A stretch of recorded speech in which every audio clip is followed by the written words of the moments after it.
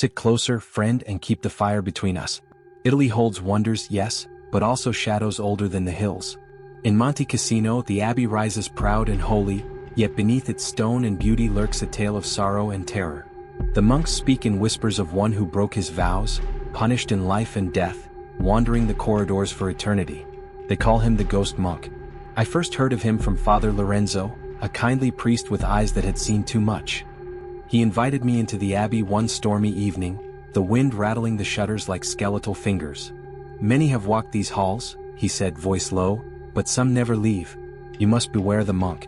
He does not forgive. I laughed softly, thinking it superstition, yet the tremor in his hands told a different story. That night I decided to explore the abbey.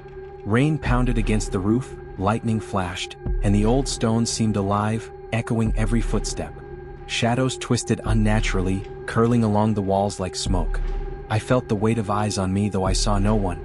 In the great hall I heard chanting, low, distorted, rising and falling like a wave. "Leave this place," it whispered, curling around my mind. I turned abruptly, but the corridor was empty. A cold draft brushed my neck, carrying with it a scent of old incense and decay. I stumbled backward, heart hammering, and noticed wet footprints, appearing as if from nowhere, tracing the edges of the hall. I tried to ignore it, but curiosity, as ever, drew me deeper into the abbey. Corridors twisted like a labyrinth, and shadows seemed to follow me. At every turn, the whispering chanting grew louder, echoing off the stone. I called out, "Who is there?" My own voice sounded strange, as though swallowed by the darkness. And then I felt it, a cold hand brushing my shoulder. I spun, and the hallway was empty. Only the footprints remained. That night, I spoke with the librarian, an elderly man named Paolo. He told me the monk had been punished for a sin long forgotten, but the abbey itself could not release him. "He watches those who wander at night," Paolo said, voice low, "and some say he drags the unwary into the shadows, never to return." The next evening, curiosity, foolishness perhaps, drew me again.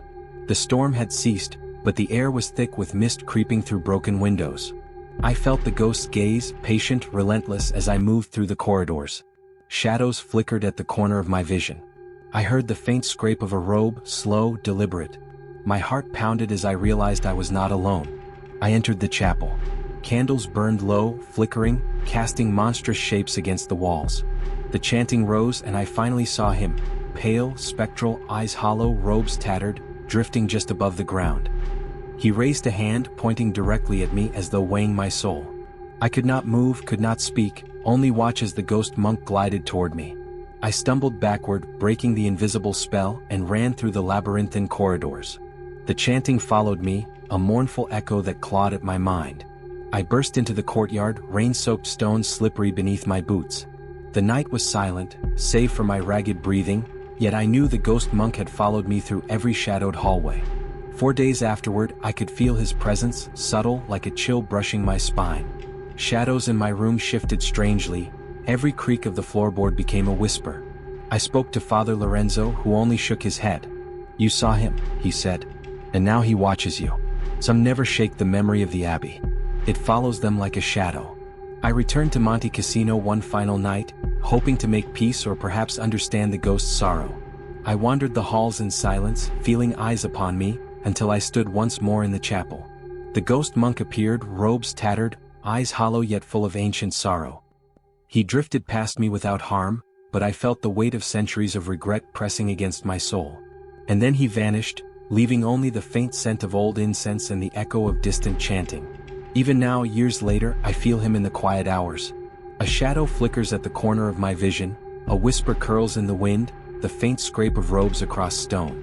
Monte Cassino is beautiful, holy, and terrible.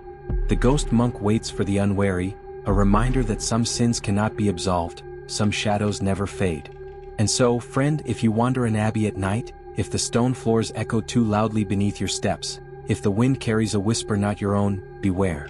For the ghost monk of Monte Cassino may be watching, patient, relentless, waiting for those who dare tread where the living should not.